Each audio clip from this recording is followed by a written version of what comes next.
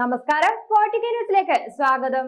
ഏറെ വിവാദങ്ങളും വിമർശനങ്ങളും ഏറ്റുവാങ്ങിയ ഒരു തെരഞ്ഞെടുപ്പ് കമ്മീഷണറായിരുന്നു രാജീവ് കുമാർ. ഒടുവിൽ കഴിഞ്ഞ ദിവസമാണ് രാജീവ് കുമാർ മുഖ്യ തെരഞ്ഞെടുപ്പ് കമ്മീഷണർ പദവിയിൽ നിന്നും പടിയിറങ്ങിയത്. എന്നാൽ തന്റെ പടിയിറക്കത്തിന് മുന്നോടിയായി നടത്തിയ പ്രസംഗത്തിൽ രാജീവ് കുമാർ ചില വെളിപ്പെടുത്തലുകൾ നടത്തിയിരുന്നു. കഴിഞ്ഞ ഡൽഹി നിയമസഭാ തെരഞ്ഞെടുപ്പുമായി ബന്ധപ്പെട്ട നിർണായക വിവരങ്ങളുടെ വെളിപ്പെടുത്തലുകളായിരുന്നു അത്. അതായത് ലോക്സഭാ തെരഞ്ഞെടുപ്പിന് ശേഷം 6 മാസത്തിനിടെ 4 ലക്ഷം വോട്ടർമാരാണ് ഡൽഹിയിലെ 70 മണ്ഡലങ്ങളിൽ വർദ്ധിച്ചത്. എന്നാൽ അത് മുൻ തെരഞ്ഞെടുപ്പിൽ BJP പരാജയപ്പെട്ട ചില മണ്ഡലങ്ങളിൽ ആയിരുന്നു. മാത്രമല്ല, കെജ്രിവാൾ പരാജയപ്പെട്ട ന്യൂഡൽഹി മണ്ഡലത്തിൽ 39,700-ലധികം വോട്ടർമാരെ പട്ടികയിൽ നിന്ന് നീക്കുകയും ചെയ്തു. തെരഞ്ഞെടുപ്പ് കമ്മീഷണറെ കൂട്ടുപിടിച്ചുകൊണ്ട് ഡൽഹിയിൽ വൻ അട്ടിമറിയാണ് BJP നടത്തിയതെന്ന് തെളിയിക്കുന്നതാണ് ഈ വിവരങ്ങൾ. കൂടാതെ ഇതിനു മുൻപ് നടന്ന മഹാരാഷ്ട്ര തെരഞ്ഞെടുപ്പിലും വൻ അട്ടിമറികൾ നടന്നിട്ടുണ്ടെന്ന പരാതികൾ ഉയർന്നിരുന്നു.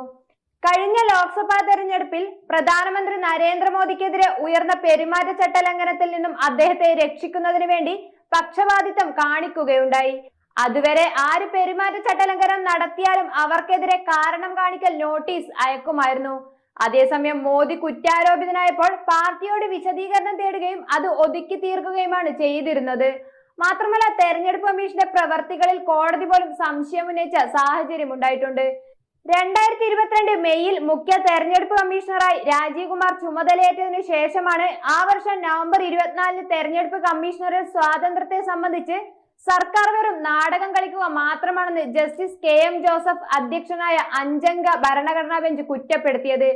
കമ്മീഷണറെ നിയമിക്കുന്ന സംവിധാനത്തിൽ പരിഷ്കാരങ്ങൾ ആവശ്യപ്പെട്ട് സമർപ്പിച്ച ഹർജികൾ പരിഗണിക്കുന്നതിനിടെയായിരുന്നു ബെഞ്ചിന്റെ ഈ പരാമർശം. അതേസമയം 1990 മുതൽ 1996 വരെയുള്ള കാലയളവിൽ തെരഞ്ഞെടുപ്പ് പരിഷ്കാരങ്ങൾ കൊണ്ടുവരുന്നതിൽ പ്രസിദ്ധനായ TN ശേഷനെ പോലുള്ള മുഖ്യ തെരഞ്ഞെടുപ്പ് കമ്മീഷണർ രാജ്യത്ത് ആവശ്യമാണെന്നും ജസ്റ്റിസ് ജോസഫ് പറയുകയുണ്ടായി.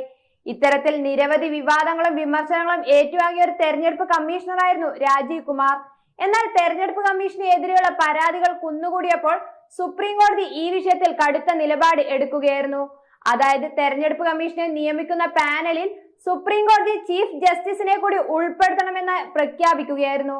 എന്നാൽ സുപ്രീം കോടതിയെ വരെ തള്ളിക്കളഞ്ഞുകൊണ്ടായിരുന്നു അർദ്ധരാത്രിയിൽ മോദി സർക്കാർ മുഖ്യ തെരഞ്ഞെടുപ്പ് കമ്മീഷണറായി ജ്ഞാനേഷ് കുമാറിനെ നിയമിച്ചത്. അതുകൊണ്ട് തന്നെ വരാനിരിക്കുന്ന തെരഞ്ഞെടുപ്പുകളിൽ പുതിയ തെരഞ്ഞെടുപ്പ് കമ്മീഷനെ കൂട്ടുപിടിച്ചുകൊണ്ട് വൻ അട്ടിമറി നടത്താനുള്ള BJPയുടെ കൃത്യമായ രാഷ്ട്രീയ തന്ത്രമാണിതെന്ന കാര്യത്തിൽ സംശയമൊന്നുമില്ല.